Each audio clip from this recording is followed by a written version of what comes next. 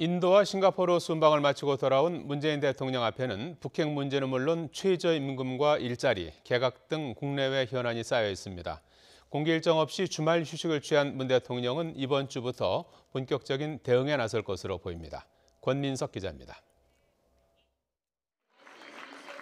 문재인 대통령은 싱가포르 순방에서 확고한 남북 경제 공동체 구상을 밝혔습니다.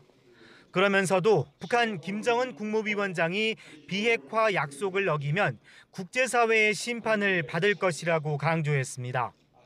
만약에 국제사회 앞에서 정상이 직접 한 약속을 지키지 않는다면 국제사회로부터 엄중한 심판을 받게 될 것입니다. 오는 27일 정전협정 체결일이 다가오고 있지만 북미 협상이 속도를 내지 못하면서 남북미 종전선언 등 비핵화 동력 마련을 위한 문 대통령의 촉진자 역할이 다시 주목받고 있습니다. 국내 현안도 못지않습니다.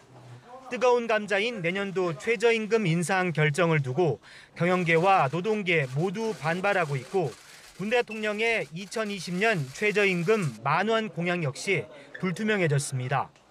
더욱이 고용 지표도 금융위기 이후 최악의 흐름을 보여 매주 월요일 열리는 청와대 수석보좌관 회의에서 문 대통령이 민생경제 문제에 어떤 입장을 밝힐지 관심이 쏠리고 있습니다. 최저임금을 올려야 합니다. 최저임금 1만 원 2020년까지 반드시 올리겠습니다. 개각 문제도 시급히 풀어야 할 당면 과제입니다. 지방선거 출마로 공석이 된 농림수산식품부 장관 등 한두 개 부처 교체에 그칠 것이란 전망과 서너 개 부처 수장을 물갈이할 것이란 중폭 개각설 등 소문이 무성하지만 청와대는 문 대통령이 아직 결정하지 않았고 여러 의견을 청취 중이라고만 밝히고 있습니다. 비서실 전체 업무를 조율하는 비서관 신설 등 청와대 조직 개편도 조만간 결정해야 합니다.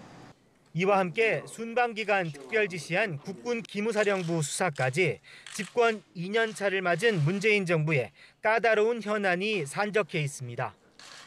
YTN 권민석입니다.